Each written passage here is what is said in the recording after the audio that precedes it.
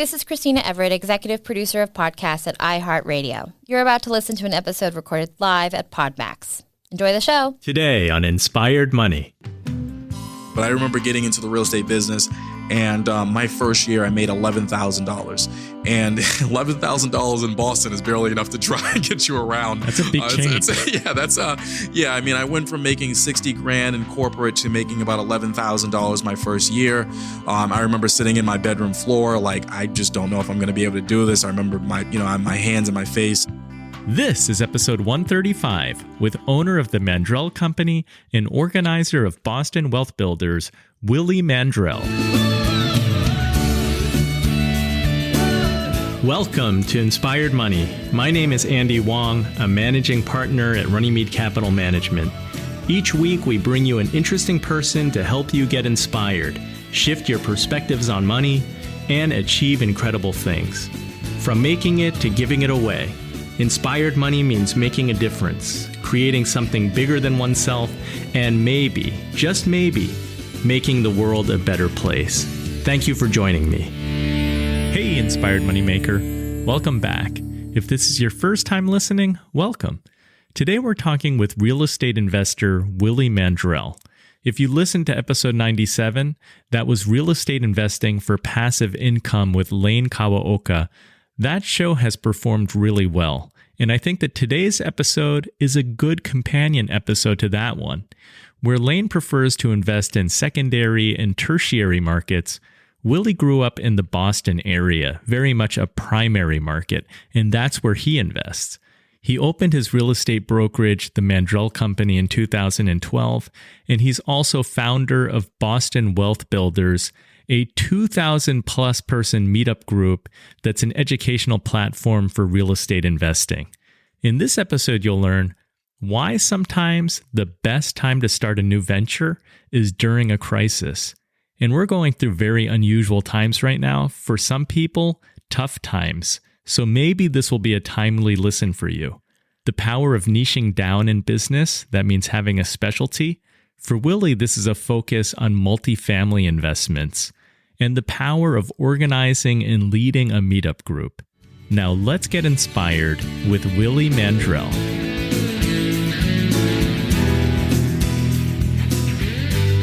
Willie, welcome to Inspired Money. It's so great to have you on the show. I appreciate you having me. Let's jump right in. What's your earliest childhood memory of money? My earliest childhood memory of money is my grandmother sending me to knock on doors to collect rent. Wow. So that gave you early skills because that I would assume you still apply today. That's exactly right. We used to live in a brownstone in Boston, and we had about 3 or 4 tenants upstairs, and we occupied the lower levels. And she used to send my brothers and I just to kind of knock on the doors and collect rent and bring it back down to her. She was a little older at the time, and the stairs just didn't agree with her, so we were kind of her her collection team at that time. It's also harder to turn kids away. Yeah, exactly. I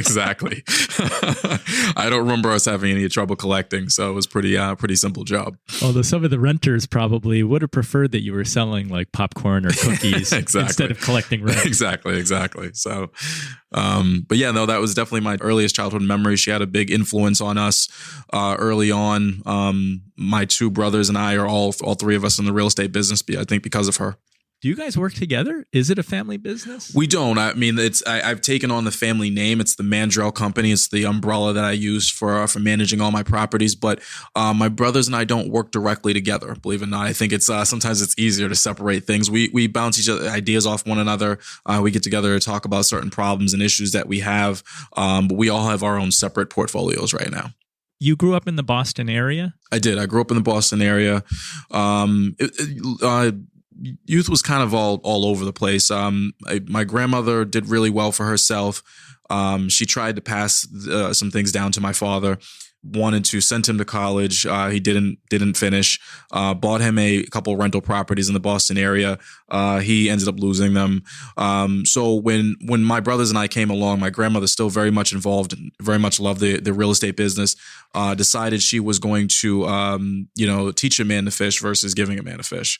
She learned from the lessons of my father and my uncle. Both got mixed up into drugs and some other things. The real estate business skipped a generation, and when we came along, she said, well, instead of me handing you things, I'm going to say, here are the lessons that I've learned. Here are the things that I think that you should do. I'm a Black woman from the South in Boston with a 6th grade education. Here's what I've been able to do with myself. You're going to have the benefit of high school and college. You should be able to take these lessons, couple them with your formal education, and do so much more for yourself. Tell us a little bit more about your grandmother's story, because that sounds amazing. Yeah, I mean, she was an amazing woman. She was from Macon, Georgia, moved up to Boston in the 50s. As she would tell it, she had, I don't know, $10 in her pocket or whatever it was. And again, how did she end up in Boston? She just wanted to get out of the South. I think it was, I'm not sure how Boston ended up being the destination, but she didn't like working on the farms, didn't like the Southern lifestyle, wanted something a little bit more, fast paced. Came up here, worked in some nightclubs and some restaurants, and somewhere she took some advice from someone along the line who told her that she should buy rental property. She ended up grabbing a brownstone in the south end of Boston. At the time, early 50s, late 50s, it wasn't the greatest neighborhood in the world. Today, things are much different. The Prudential Center, Newberry Street, Copley. She did really well for herself. Bought several of those buildings. In my entire life, I've never known her to work because of the income that those buildings were being generated. It's a real success story. Very inspiring. But it sounds like your dad and his brother didn't do as well financially or handling the properties that she had gifted them. What was that like for you growing up? Well, I mean, again, yeah, they got, now you're talking about the, 70s, 80s. Got mixed up in a lot of problems growing up, and I think my grandmother was right. I think when you work for something, you appreciate it a lot more. I think they were handed a lifestyle and didn't appreciate it.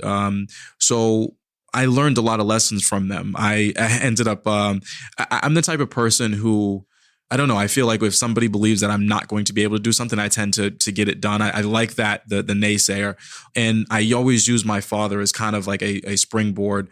Not necessarily a naysayer, because he wasn't around for 25 years of my life, but the fact that he didn't graduate from college pushed me to go out and do it. The fact that he didn't succeed in real estate, pushed me to go out and do it and, continue my grandmother's legacy. The fact that his marital problems with my mother, is still pushes me today to have a healthy relationship with my wife and my children today. So it sounds like you were kind of shaped by a real life rich dad, poor dad. Right, exactly. It's just the rich grandma, poor dad. Right. That's more appropriate for the 21st century, I think. I have 2 daughters, and I want them to know that girls can do anything that boys can do, if not more. Absolutely. And again, I tell people all the time, my daughter is 3 now, my son is 1. And I would love either one of them to be in the real estate business with me. Hopefully it doesn't skip a generation again. I think what I'm going to do differently is I'm going to learn the same mistakes or the same thing that my grandmother learned and try to, I don't know how, but create some type of adversity for them. Try to create more lessons instead of handing them things. Give them opportunities to learn and not say, here's what your dad built. Here's a lifestyle. What your parents built. Here's a lifestyle. But here's what you can build. Here's what you can put together for yourself if you'd like to. And if they choose another direction, that's fine. That's okay as well. So it sounds like your grandmother had a vision for you. She wanted to teach you and your brothers how to fish. And part of that meant going to school, getting educated. But I understand that you left high school early. I did. I actually, I've always been the kid that... Are you the youngest brother? I'm the oldest. You're the oldest brother. And to tell you the truth, my 2 younger brothers actually finished high school. In hindsight, I think I was bored. I got to a point... I was in my sophomore year, and I hate to say this because I don't want any younger to listen, thinking high school is not necessary, because I think it absolutely is. Willie's son and daughter are not allowed to listen to this podcast. Exactly. My son and daughter are not allowed to listen to this. But I got to a point where I was bored in high school. I felt like I had the math and the language skills to get me to where I wanted to go. And in some respect, I was right. Funny story is I actually dropped out of high school my sophomore year and went to go get a job, and through my job I wanted to improve and get things better, and the guy that I was working for at the time said, well, it'd be really nice if you had your high school education. So I went back and got my GED, or my graduate equivalency diploma, I think it was called at the time, and then more advancement. He said, well, shit, if you had your college education, you'd be doing even better. So I ended up in college. My freshman year in college was actually supposed to be my senior year in high school. So I actually ended up dropping out of school to fast track my college career. So while all my friends were taking the school bus, their final year in high school, I purchased a car and was driving to my freshman year in college. Weird path, but that's the one I took. What was that decision like to drop out of high school? Was it because you were eager to get to work and make money? It absolutely was. And again, while my grandmother, and this is what a lot of people, when they hear my story, they conflict the fact, well, his grandmother had money, she must have passed everything down to him, and he's just basically taking over that side of the business, which is not true at all. Again, she wanted to teach us to fish, and between my father getting mixed up in the drugs and then my mother, we bounced around from a lot of housing projects and other tough living situations. And yes, part of me dropping out of high school is because I wanted to accelerate that path down my career path. I wanted to get out, put some money in my pocket, not necessarily get into real estate. That came much later, but it was really just about becoming an adult and just putting some money in my pocket. And then, was that to take some of the pressure off of your mom too? Because you did have 3 boys. It was to take some of the pressure off. I remember being at home, and the internet it was relatively new. I mean, AOL, but it was always going in and out. We had internet some days, we had internet some months we did it. We had cable some months we didn't. We ate really well when tax returns came in. I wanted a normal lifestyle. I wanted what I saw in the movies and in TV, where people got around the Thanksgiving table and it was, everybody was coming back, and it was a nice home, and people had just that was what I wanted. I think the picture perfect white picket fence American lifestyle, and I wanted to get there a little bit sooner than time allowed. Okay, so you had like an unorthodox high school career, but you fast tracked, got your college degree, and then it sounded like your path was like what you were supposed to be doing. You got a job in financial services, I think. Right, exactly. I got out of college. Actually, my wife was still in college. She's anybody who knows anything about Boston, Northeastern's a 5-year program. I went to finance, did the finance major at Northeastern, and she was a pharmacy major, which is a 6-year program. So she was a couple of years behind me. And I remember getting out of school, getting a job. I was a car salesman at the time, and we were negotiating my first rental property deal in her dorm room. Really fun times. I used to go back to see her all the time, stay the night. And I remember my realtor calling me up and saying, yeah, you have a counter offer, and we're just making a complete joke out of it. I think we put in an offer at like $435,127.14 or something like that, and ended up getting accepted. So bought my first rental property, 23, 24 years old, not too far out of college. Did a few years in corporate. Was in financial services, got my securities license, was doing some compliance for a couple financial services brokerages. And then 2008, the market crash, stock market crash, 2007, housing market not too long after that, 2008, 2009. And I was a big follower of, Warren Buffett and some of his philosophies. And one of the big things he preaches is when everyone else is running scared, there is opportunity. When everybody else is looking left, you probably should be looking right. And that's what I did. So in 2012, 13, my wife bought a multifamily, I bought a multifamily, and we just started to kind of build our portfolio, as the market started to come back up, from there.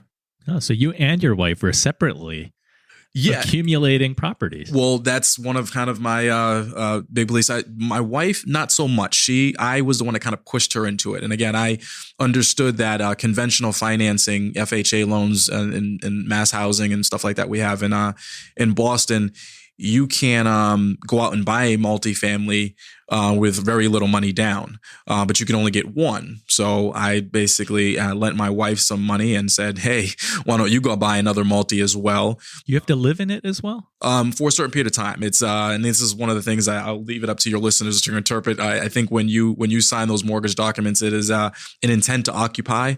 But I can tell you from being a licensed mortgage broker, it is very vague, and there is no 1 year stipulation or 1 month stipulation. We lived in both for several months, moved out, and then acquired another piece of property together. Those initial properties for you, the first one, what were you looking for? Like, what was the ideal property? The first one, it was the first one was in 2006, so we were still relatively at the top of the market. I was at 2006, I was just trying to get in. Boston's a very competitive market, high barrier to entry, very low inventory, even in 2006. For me, it was just getting in, getting my feet wet. And then when I got those first couple of rent checks, it really just kind of, it felt like this is where I'm supposed to be. This is what I know. When your mortgage is, let's call it $3,000 and someone's giving you $2,000 every month on paying off 66% of your mortgage, you see the house appreciating, the debt being paid down. It's a great feeling. I actually moved out of that one and was now cash flowing $1,000. So by the time I got my wife into the business, 2012, 2013, now we're a little bit more intentional about what we're doing. We're going out and in Boston, there's a lot of what we call triple deckers. That's that Boston 3 family. We were going out and targeting those because the perfect scenario was 2 rents cover all of your expenses, and then that third rent was our cash flow, money that we were putting back in our pocket, or when we were living there, it was to live rent free at the time. So that first multifamily I bought, 2 tenants were covering everything. I was living rent free. So I was either saving money, putting into an account. And when I had enough, I would, in my reserve, we were doing a little bit of traveling. We did in Thailand, Germany, and a couple other places that we went, during that time. Any headaches in those early days of being a landlord? Nothing too bad. I think the biggest obstacle for me at that time was my youth. And I think you are, as a young landlord in Boston or a young landlord anywhere, there are a little bit of an obstacle because, your tenant base is probably a little bit older than you. And it was a struggle for me to articulate, the need for payment on time, the need for you to keep your place up, the need for you to follow your lease, stipulations. I was almost like I was chastising somebody that was an adult or a bigger brother or a parent of mine. A lot of times these people might have been 20 years older than me. But I quickly got over that. And again, at the end of the day, it was a business and I had to realize it was a business. And, like I said, you slowly start to, fall into it. The only other thing I can say about that I learned early on was there's a difference between being friends and friendly. And I needed to be friendly, but not cross over into the friend zone. It was very difficult, especially when you live there. I would have family over, barbecue, family get together. And I would say, initially, come downstairs and, grab a burger or grab a steak. And that's when you crossed over into the friend zone, because the following month or the month after that, it was, hey, I only have $700 of $1,000 I owe you. And now that we're friends, it's a little difficult for me to kind of rectify that bad behavior. So just remaining friendly, the subtleties and the weather and, the presidential election or whatever it may be going on at the time, but keeping out of that friend territory. So yeah, keeping it professional is important. It's an early lesson. Yep. So at this time you were still working in corporate, right? Right. In corporate, until about 2010. 2010, I remember my boss coming to me, and the market is just horrible. We're at, Bear Stearns and is closing up shop. A couple other financial institutions doing the same. Bernie Madoff's a name that's being tossed around now. We had at our firm a couple smaller Bernie Madoffs. The financial services industry and market crash has just exposed a lot. And I remember my boss telling me that, quote unquote, I was lucky to have a job. And that really kind of stuck with me, sticks me to this day. And I knew at that time that I wanted to make my own path. I wanted to become an entrepreneur. the market wasn't doing well. And kind of, it was funny because I still think about it today. One of the reasons I was able to kind of jump in and just kind of start my own business 2010, 2011 is because I said to myself, I was like, hey, let's just go do it, because if it doesn't work, I can just blame the market, because everybody's getting foreclosed on right now. People are losing their jobs left and right. So if I go do this thing, I can just get I'll just say I was caught up in the shuffle of, everything else that happened in 2008, 2009, 2010. But it actually ended up working out. And I remember reading somewhere that, I went out and started my own real estate brokerage. I got my license. A couple of years after that, I kind of went on my own. But I remember reading somewhere that if you go out on your own, and, most businesses fail within the first 5 years, and me being that person that I am that said, I like to do what most people don't think that I can do, or most people can't achieve. And I said, look, no matter what happens, this business is going to work out. And I remember, kind of celebrating at the 5-year mark, 2000, what was that? 2014, 15, 16, somewhere around there, just being dumbfounded that I actually made it through that 5-year mark. To what extent do you think race played a part in making the decision to leave corporate? Like, being a minority, do you think it's more important to want to own your own business and really have control of your destiny? Absolutely. I mean, to be frank, that played actually a significant part. I remember, I'm a very ambitious person. I remember sitting in at my office, and I'm always thinking about, what can I do to get to the next level? What can I do to get to a management position? What can I do to increase my pay? And there was always another industry license, another industry certification that I can get. And as I would get those, my pay would be increased, accordingly. My position would be increased accordingly. The problem that I had was, and whether it was a joke or not, I'm not entirely sure, but there was always this undertone of affirmative action. There was always this undertone of, the reason that you have that position is because we need to meet a quota. You, as a young Black man, we need to have some color in management. So I realized that no matter how high I got, no matter how much better I was than the guy next to me, or how many industry licenses or certifications I got or received, there was always going to be this assumption that I somehow got there because of a need for, color in management, or a need to meet a quota. So part of me starting my own business was that was never going to be the case. If I started something from the ground up, regardless of what color I was, regardless of where I came from, this is something I built on my own. And at the end of the day, I was able to get out what I put in. Yeah, it's tough when you're in a corporate world and feeling that. It's like, no matter what you're achieving, it's being undermined a little bit. Right. No, absolutely. You don't feel like you're getting credit for your achievement. That's absolutely right. And it was one of the toughest parts about being in the corporate world. And again, it was, there was a lot of colleagues that I'm still in touch with today that may, like I said, joked about it. But to me, it wasn't like I was hurt by it, but it wasn't a joke. I never wanted to be a success down the line and then say, well, the only reason you got here is because of who you are, or where you came from, or the color of your skin, or anything like that. And I still feel like that in the real estate business today. There are certain certifications that you can get in Boston and some other areas where you can be certified as a minority business, and you get handed certain, I wouldn't say handed, but there are certain opportunities that are different for you than they are for other people without those certifications. And I tend to stay away from those. I really wanted to build a strong business based on my connections, the things that I do, the connections that I make, and the people that I have around me. Coming up, Willie strikes out on his own, experiences the many financial and emotional ups and downs of starting a new business, and lessons for us in multifamily real estate investing. All that and more right after this short break.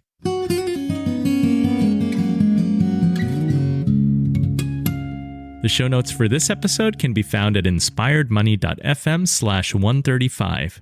If you're listening in your car or wherever you are, check the show notes if you want to learn more about Willie, the Mandrell Company, and other things mentioned in this episode. It's time for the Runnymede Money Tip of the Week. Today I want to share a story with you. Right now, the novel coronavirus and the illness COVID-19 is having a global impact. I look forward to the day when we can look back at this recording and say, wow, remember that period when we had to stay at home to flatten the curve? But for now, this is exactly where we are. I don't know about you, But I cannot believe that leading hospitals don't have enough essential supplies like respirator masks, gowns, and ventilators. I want to give a shout out to my wife, who last week heard of a friend who had found a source of level 1 masks and KN95. That's the Asian equivalent of the N95 maximum filtration FDA-approved respirator masks. Now, I work with clients who are nurses and doctors who told me firsthand that their hospitals are desperately short of all types of masks, to the point where our community has been sewing homemade masks to donate. After many texts and phone calls, it turns out that my wife's friend wasn't able to source large enough quantities, but we're hoping to receive a small shipment that we plan to donate to our local hospital and friends who are frontline healthcare workers. My wife did not stop there, though. She continued to do more research and talk to more friends. In short order, she found a friend of a friend at Operation Masks, a nonprofit created by a group of entrepreneurs. Operation Masks is not taking fees for its efforts.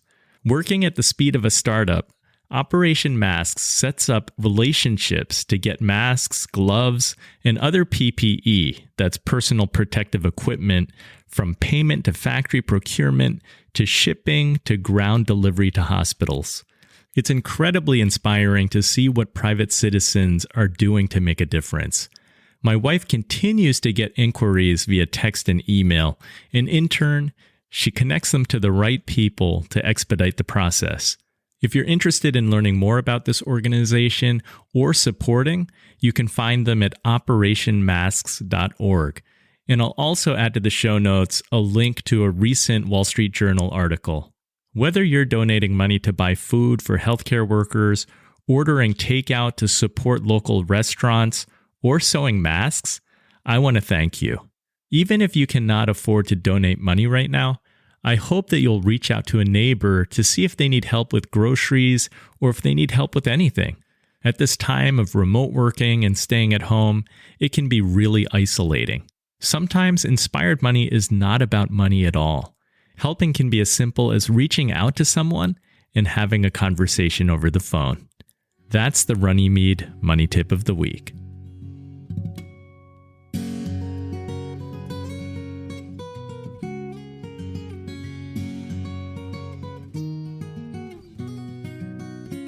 Inspired Money is brought to you by Runnymede Capital Management. We help you to plan, invest, and worry less. Do you have a financial question, a guest idea, or want to chat? Go to inspiredmoney.fm/Andy to email me directly. I'd love to hear from you. You're listening to Inspired Money. I'm Andy Wong.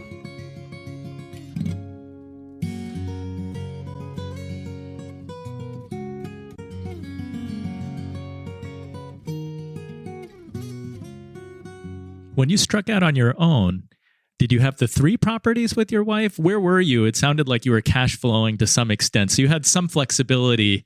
It's like you were quitting your job, but it wasn't going to be like you were at zero. You had a little runway? Well, I would say my living expenses were pretty much taken care of. I would say my housing expenses were pretty much taken care of. But I remember getting into the real estate business, and my first year I made $11,000. And $11,000 in Boston is barely enough to try and get you around. That's a big change. I mean, I went from making $60,000 in corporate to making about $11,000 my first year. I remember sitting in my bedroom floor, like, I just don't know if I'm going to be able to do this. I remember my hands in my face, and my wife has always been super supportive of me.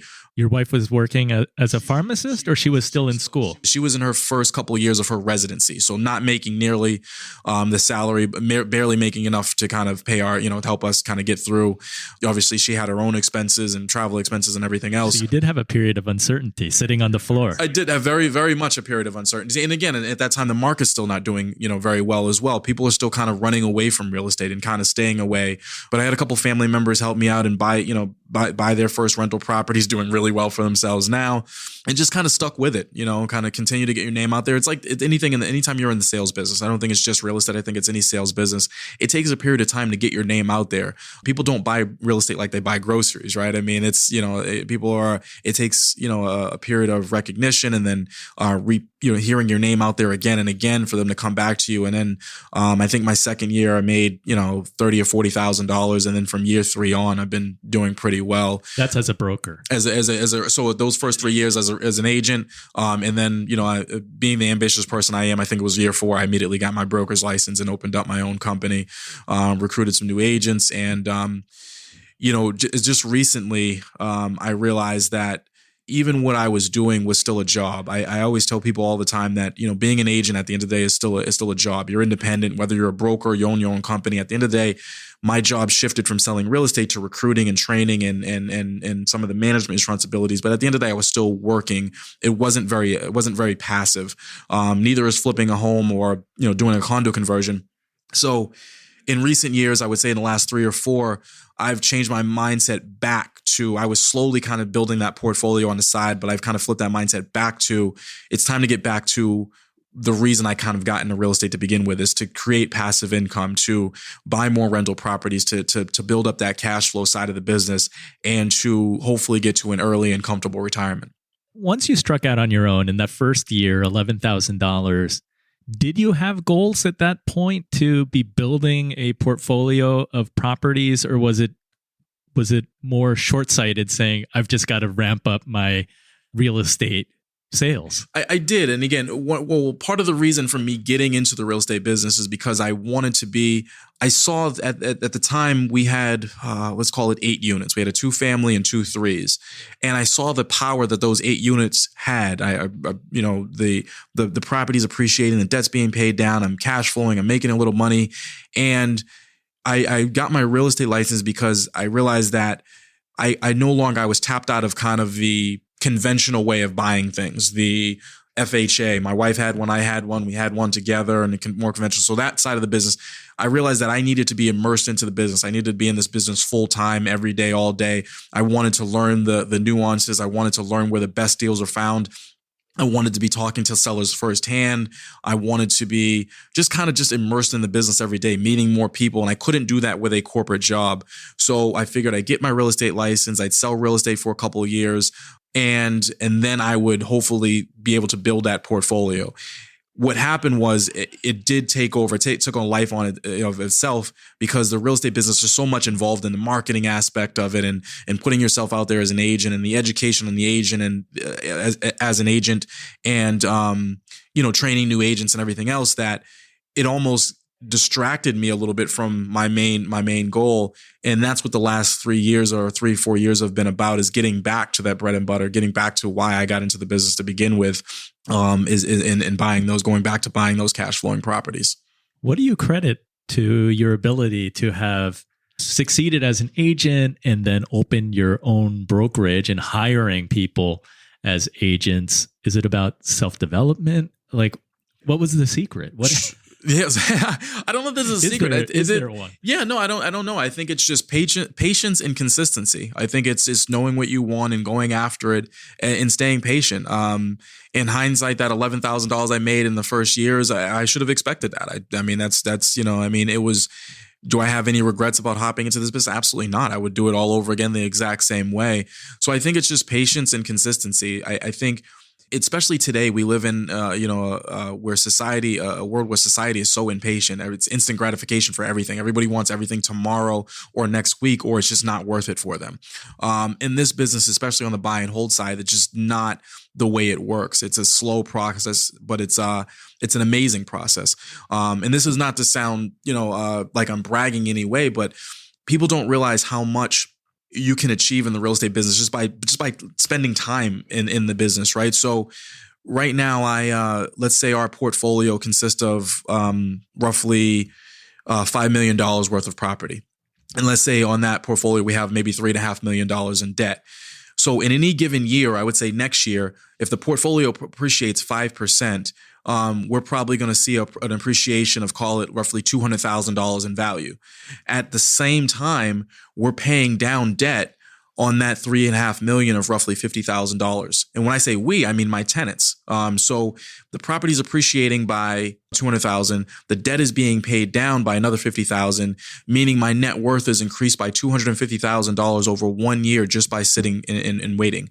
That's money that I can now tap into and go buy other assets with. So it's a snowball effect, but you can't get to that compound effect without patience and consistency. Do you think that someone who has a corporate job, can they do this? Or is it a massive advantage that you're in the business and you really have a good feel for what's going on in the market? No, I mean, I think anyone can do this. I think you would probably be a little bit more, you have to have a little bit more, you have to have other resources, right? I mean, I manage a lot of my own properties myself because I'm a little bit of a control freak. But I think if you're going to be working 40 hours or 50 hours a week in the corporate world, you can certainly do this. You would just have to have a property management company or other people in place to watch your back.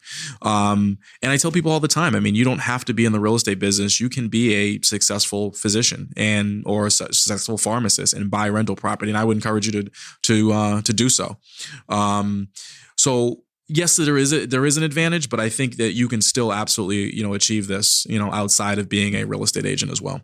So I've had some real estate investors and passive income guests on the podcast before, and some of them tell me that it's very, very challenging to buy rental properties in primary markets because of the prices.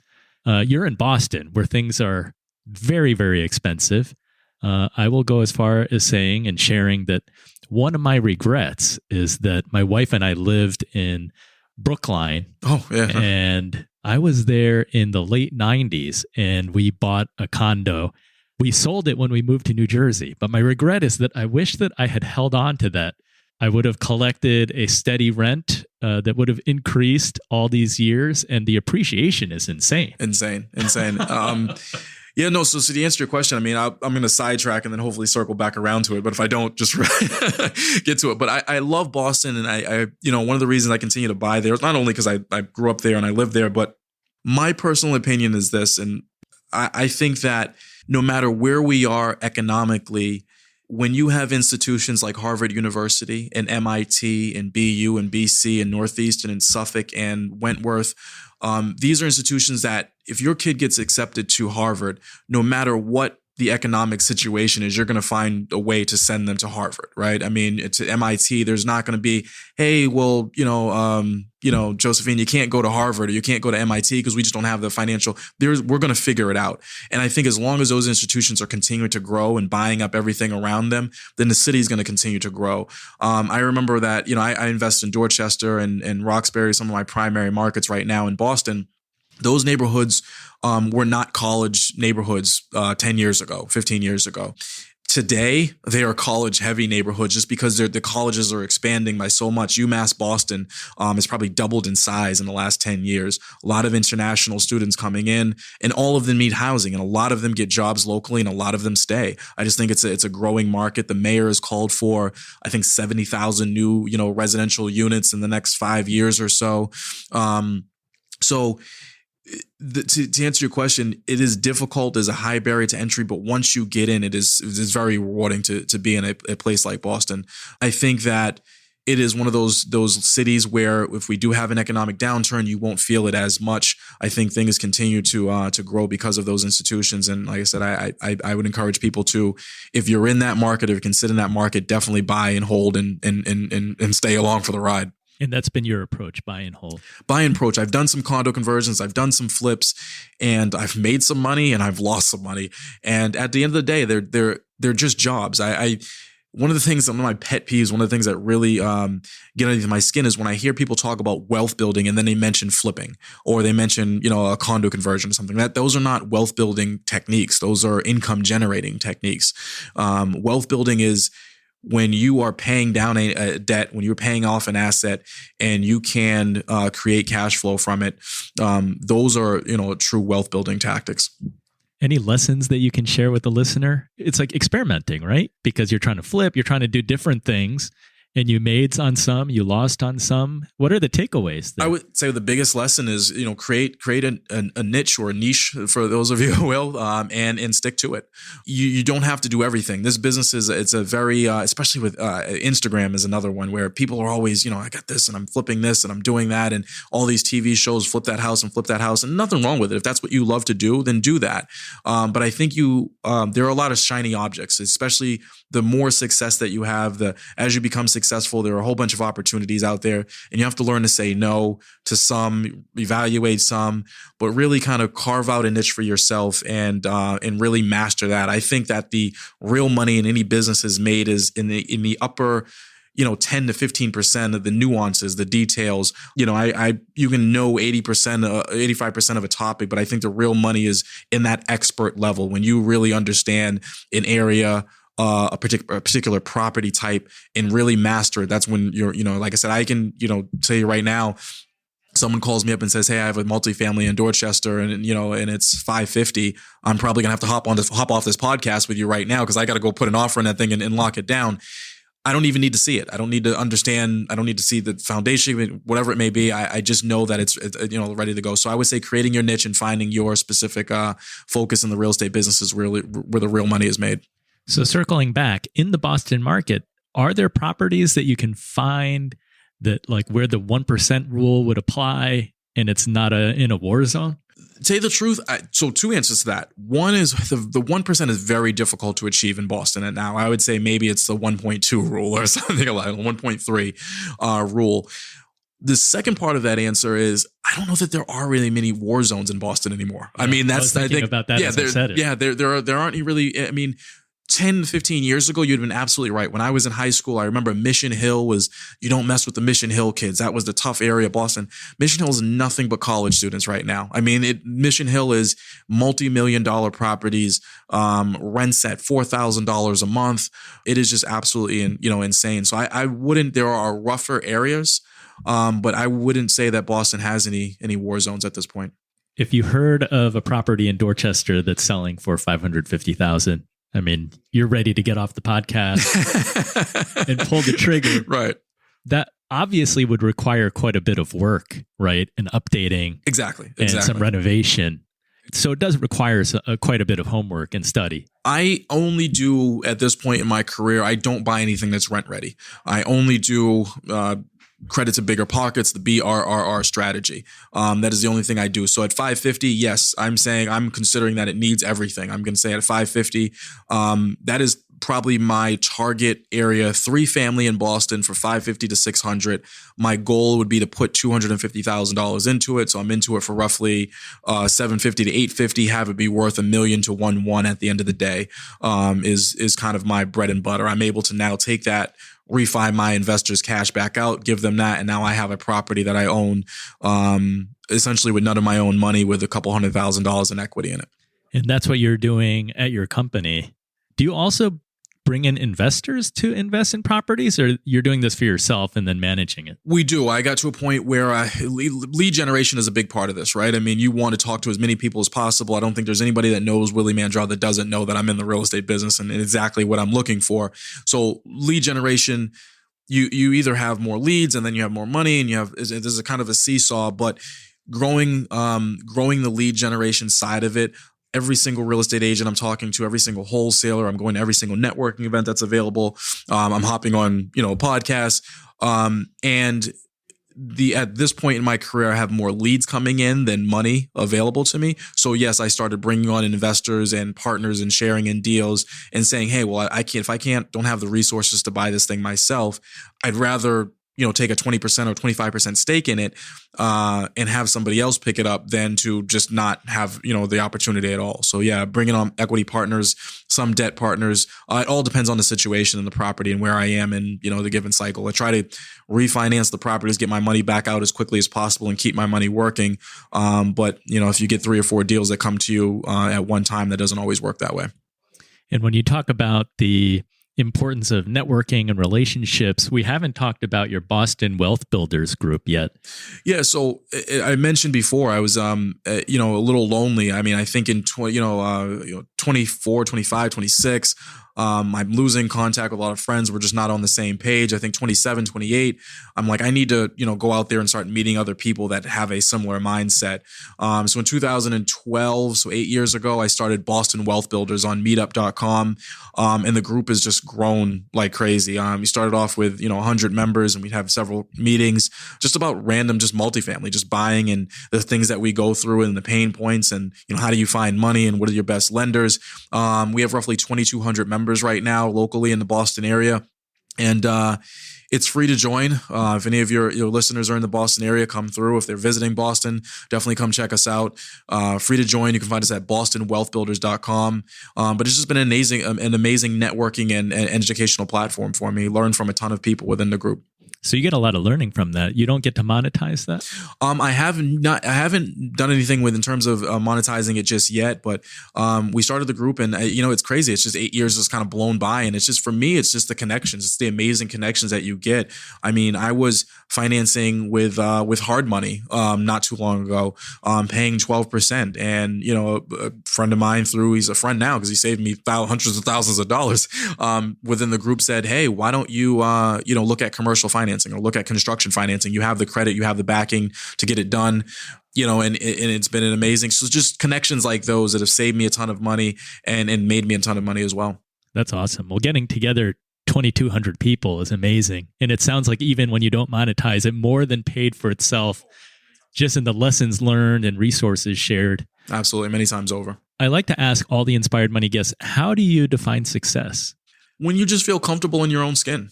I guess is what the question. I don't want to give you the long answer, but I used to walk into restaurants and I didn't feel like I belonged in a fancy restaurant, go out for Valentine's Day or whatever it may be. Today, I just feel comfortable in my own skin. I know that I've accomplished the things that I set out to do, and it's not about a net worth number or an income level. It's just about being comfortable with who you are. Well, thank you so much for sharing your story. And no, I appreciate you having me on, and I'd like to plug my website if I could. Absolutely. So I do a little coaching. Part of getting to this point in my career is giving back and letting other people know that they can achieve the same thing. So if you want a little bit more information about me, you can go to mandrellco.com. It's Mandrell. It's MANDRELLCO.com. And if you go to /coaching, I'm offering a 30-minute free consultation for anybody who wants to just kind of chat about their business and growing their portfolio. Awesome. Well, it was a great lesson about passive income and real estate investing today. I will put that all in the show notes. And thanks so much, Willie. I appreciate you having me. Thank you. So what was your favorite Inspired Money moment? I really enjoyed talking to Willie and learning more about real estate investing. For me, I loved that Willie's grandmother taught her grandchildren how to fish. Rather than gifting them properties, she taught them how to collect rent from an early age. It'll be cool to see if Willie's kids someday continue the business that bears the Mandrell name. If you had a different favorite Inspired Money moment or thoughts on today's topic, message me on Instagram at inspiredmoney.fm. That's instagram.com/inspiredmoney.fm. If you like this episode, please let me know by reviewing it wherever you listen, or go to podchaser.com. I'd be extremely grateful. Thank you so much for joining me. If you're not subscribed yet, I hope that you'll do it now so that you won't miss next week's show. I'll see you then. The music you're listening to right now and all other music on today's show is by the amazing Jim Kimo West. Have an inspired week and do something that scares you, because that's where the magic happens.